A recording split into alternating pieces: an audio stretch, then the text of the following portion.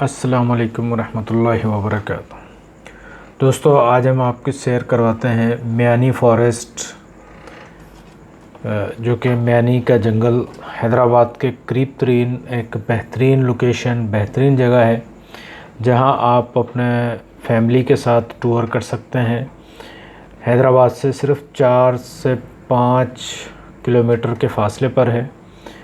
हैदराबाद से पंजाब रोड पर जब हम चढ़ते हैं नेशनल हाईवे पर, अयूब रेस्टोरेंट, उसके बाद दुबई सिटी और फिर 2 किलोमीटर आगे लेफ़्ट साइड पर म्यानी फ़ॉरेस्ट का बोर्ड लगा हुआ है। म्यानी फ़ॉरेस्ट है, वहाँ बच्चों के लिए बड़ी बेहतरीन तफरीह है। आपको एक रियल जंगल देखने में मिलेगा। आप लोग वहाँ पर आप फैमिलीज़ के साथ जाएं, वहाँ देखें, आप जंगल, बेहतरीन सीनरीज़ मिलेंगी आपको वहाँ पे।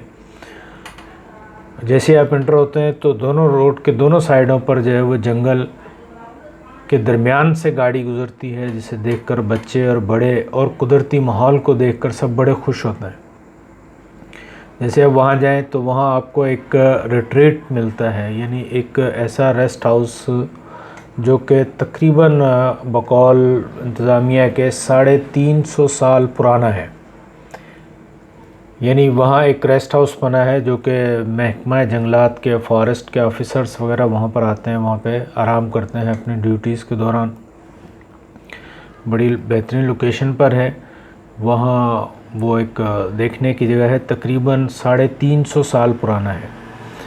वहाँ पे लॉन उसके सामने बड़ा अच्छा है, वहाँ पे बच्चे खेल सकते हैं, बच्चों के साथ तफरीह बड़ी अच्छी होती है। जंगल का पुरसकून माहौल, यानी वहाँ पे रश नहीं है, वहाँ आप आराम से आप अपनी फैमिली जो है वो वहाँ पे इंजॉय कर सकते हैं। ये देखें, ये रिट्रीट है। ये तकरीबन 15 फीट जो है वो भराई कर यानी ज़मीन से ऊपर करके उसको बनाया गया है। यहाँ हम सीढ़ियाँ चढ़ के ऊपर चलते हैं, ऊपर देखते हैं तो ऐसा लग रहा है कि हम फर्स्ट फ्लोर पर जा रहे हैं, लेकिन एक्चुअल में फर्स्ट नहीं है, वही ग्राउंड फ्लोर है। नीचे से वो भराई करके ऊपर जो है ना वो बनाया गया है। उसके चारों तरफ से सीनरी बड़ी खूबसूरत है। अंदर बड़ा बेहतरीन रूम है और उसके साथ बड़ा अटैच बाथ है। तमाम चीज़ें बेहतरीन वेल डेकोरेटेड है। इसी रिट्रीट के राइट साइड पर जो है वो पुराने दरख्त भी हैं, जिनमें एक दरख्त जो है वो बकौल इंतज़ामिया के, अभी मैं आपको दिखाऊंगा कि वो 350 साल पुराना है। ये मीरों की गवर्नमेंट जो थी, कल्हड़ों की, उन्होंने इस रिट्रीट को बनाया था। एक्चुअली इसके बनाने की, ऊंचा करने की वजह ये थी कि यहाँ दरिया का पानी आ जाता, तो इसलिए ऊपर करके बनाया गया ताकि पानी से जो है वो महफूज रहा जा सके। ये दरख्त जो है वो, ये भी गंदामड़ी का दरख्त जिसे हम सिंधी में कहते हैं, ये तकरीबन 350 साल पुराना दरख्त है। यहाँ पर नीचे भी लॉन है और ख़ूबसूरत ठंडी हवाएं यहाँ पे चलती हैं। फैमिली के साथ आएँ, कुछ चटाई वगैरह लेकर आएँ, खाने पीने का सामान ला के यहाँ बैठें, 2-3 घंटे आराम से बेहतरीन गुजर सकते हैं। और मज़े की बात यह है कि यहाँ पे डिस्टर्बेंस नहीं है। हैदराबाद से थोड़े ही फासले पर एक बेहतरीन तफरीह पॉइंट है और इसकी तारीख़ी हैसियत भी है, वो भी मैं आगे चल के आपको उसके बारे में कुछ थोड़ी चीज़ें आपके सामने रखूँगा। इस रिट्रीट को, इस दरख्त को, इस लॉन को देखें तो फिर इसकी बैक साइड पर जाएं तो वहाँ पर भी बेशुमार दरख्त हैं। उन दरख्तों के दरमियान में एक महकमा फ़ॉरेस्ट का जो है वो ट्रेनिंग स्कूल भी है। वो भी बड़ी शानदार बिल्डिंग, बड़ी खूबसूरत बिल्डिंग है। ये देखें कितने बेहतरीन नज़ारे हैं वहाँ पे कि देखकर जो है वो कुदरती माहौल को देखकर इंसान की तबीयत बहाल हो जाती है। इंसान जो वक्ती तौर पर टेंशन या मुख्तलिफ उदासी फ़ील करता है, उससे जो है वो निकल जाता है। तो आप ज़रूर वहाँ पर जाएं। ये देखें, बड़े खूबसूरत मनाजिर हैं, दरख्त हैं, एक गांव का, जंगल का माहौल नज़र आता है। वहाँ घूमें, बच्चे बहुत इंजॉय करते हैं। वहाँ पर एक ट्रेनिंग स्कूल भी है। ट्रेनिंग स्कूल का लॉन बड़ा ज़बरदस्त है और वहाँ की बिल्डिंग बड़ी अच्छी है। वहाँ भी आप बैठ सकते हैं, तफरीह कर सकते हैं। कोई वहाँ पर ख़तरा या कोई ऐसा मामला नहीं है। वहाँ का लोकल स्टाफ फॉरेस्ट डिपार्टमेंट का वहाँ पे मौजूद होता है। और मज़े की बात यह है कि इस ट्रेनिंग स्कूल के बैक साइड पर ही दरिया का बंद भी है। वहाँ पर जो है वो कच्चा रास्ता है, गाड़ी जा सकती है, वहाँ जाएं और बच्चों को बंद भी दिखाएं। वो बच्चे खुसूसन जो कि गांव में या देहात में नहीं जाते या कच्चे के इलाके में नहीं जाते, तो उनको ये एक स्टडी टूर के हवाले से भी आप वहाँ ले जाकर उनको दिखा सकते हैं, उनको बता सकते हैं कि कच्चे का इलाका किसे कहते हैं और दरिया का बंद कैसा है। वहाँ पर हैंड पंप भी लगाए, वहाँ बच्चे बड़ी अच्छी खासी तफरी कर सकते हैं। ये देखें बड़े खूबसूरत मनाजिर नज़र आ रहे हैं, दरख्तों के इस तरह से झुंड हैं। ये Sindh forest and wildlife training school Miani Hyderabad, ये वो स्कूल के कुछ मनाजिर आपके साथ शेयर कर रहा हूँ मैं। इसको देखें, ये उनका लोकल स्टाफ बैठा है, लॉन बड़ा खूबसूरत अरेंज किया हुआ है इन्होंने। वहाँ आप इस लॉन में भी बैठ सकते हैं, वहाँ पर भी कोई पाबंदी नहीं है। इस हॉस्टल के लेफ़्ट साइड, ट्रेनिंग स्कूल के लेफ़्ट साइड पर एक हॉस्टल भी है। उस हॉस्टल में यहाँ पर जो ट्रेनिंग के लिए लोग आते हैं तो वो वहाँ पर रहते हैं, उनकी रिहाइश, उनकी कैंटीन वगैरह यहाँ पर है। ये मियानी सिर्फ चंद किलोमीटर पर मेरा मकसद ये है कि इस वीडियो को आप देखें, शेयर करें। इसमें आप तफरी के लिए वहाँ पे जा सकते हैं हैदराबाद के लिए, क्योंकि तफरी के मौके बहुत कम हैं। हमारे पास ले दे के एक रानी बाग बचता है, तो वहाँ पर भी रश ज़्यादा होता है। अगर इस तरफ को आएँ तो यहाँ आपको देखें कि पुरसकून माहौल है, कोई दूर दूर तक जो है वो रश नहीं है। चंद एक फैमिलीज़ यहाँ पर आती हैं या चंद एक लोग आते हैं। यहाँ पे वॉकिंग भी की जा सकती है, सुबह की सैर की जा सकती है, शाम में बड़ा अच्छा माहौल होता है। सॉरी। तो ये ट्रेनिंग स्कूल देखने के बाद इसकी बैक साइड पर जो है वो बंद के इलाके में चले जाएं, देखें बच्चे खेल रहे हैं और जंप वगैरह लगाएं, बड़ा अच्छा लॉन है वहाँ पे।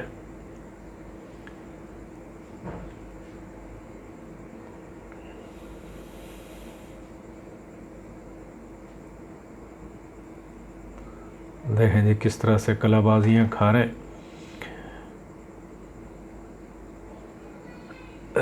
ये बंद का रास्ता है, इससे आप जो है वो कच्चा रास्ता है, थोड़ा गाड़ी बरल चली जाती है, गाड़ी इतना दूर भी नहीं है। वहाँ से आप जाएं, बंद पर जाएं। गवर्नमेंट ऑफ सिंध ने जो है वो दरिया सिंध के पानी को रोकने के लिए, ओवरफ्लो जब होता है, सैलाबी सूरत हाल को रोकने के लिए यहाँ पे कच्चे का इलाका है, उसके लिए बंद बनाया है। बंद भी पूरी ग्रीनरी है दोनों तरफ और दरमियान में वाइट मिट्टी के साथ, तो बंद बिल्कुल चौड़ा और लंबा नज़र आता है दूर तक। ये भी एक बहुत अच्छी तफरी है, वहाँ पे चढ़ जाएं, बच्चे वहाँ पे ऊपर चढ़ते हैं, देखते हैं।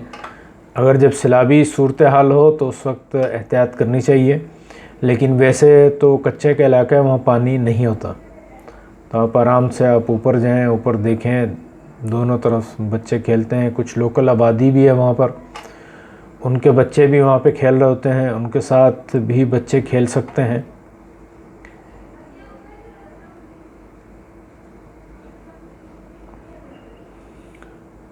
ये देखें, ये बंद का रास्ता है, बंद है असल में।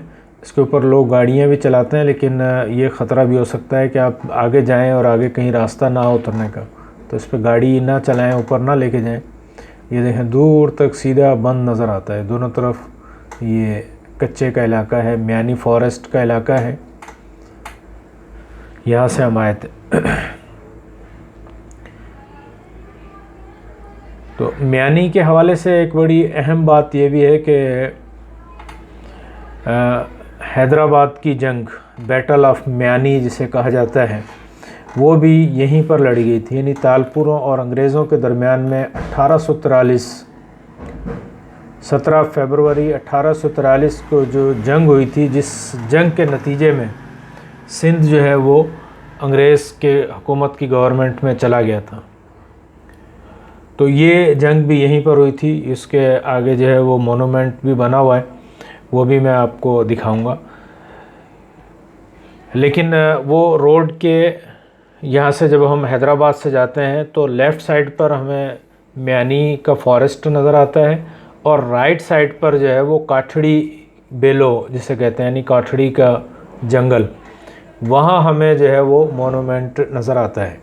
ये जंग भी बड़ी तारीख़ी जंग थी। हैदराबाद सिंध की जो अहम जंगें हुई हैं उनमें से एक अहम जंग 17 फरवरी 1843 को सिंध के मीर, तालपुर मीर और ईस्ट इंडिया कंपनी के मेजर सर चार्ल्स नेपियर जो हैं उनके दरमियान में ये जंग हुई थी। ये एक बड़ी ख़तरनाक जंग थी। ये इसके मोनूमेंट के कुछ पिक्स भी आपने देखी हैं, अभी आपको वीडियोस भी दिखाते हैं। और उस हवाले से मैं थोड़ा सा आपको बताऊं कि सर चार्ल्स नेपियर जो हैं वो अचानक जो वो वहाँ पर आए और उनके तकरीबन 2800 उनके साथ आर्मी पर्सनल थे, फ़ौजी थे, और 12 कैनन्स यानी 12 तोपें थी उनके पास। और हमारे जो मीर थे बलोच तालपुर जो थे उनके पास तकरीबन 10,000 के करीब फ़ौजी थे और 15 उनकी तोपें थीं।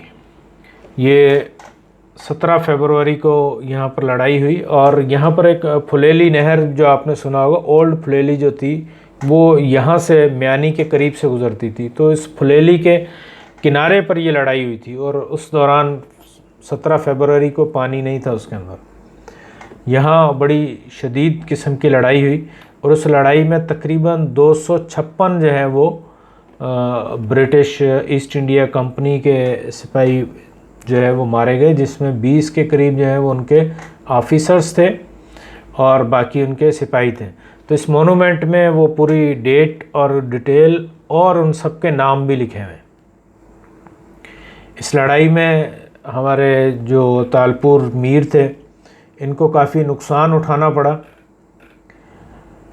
तकरीबन जो है वो इसमें तो 5,000 के करीब जो हैं वो तालपुरों के सिपाही जो हैं वो इसमें शहीद होते हैं, इसमें लड़ाई में वो मारे गए थे। और दूसरी तरफ उनकी कैजुअल्टी जो है वो सिर्फ 256 हुई थी।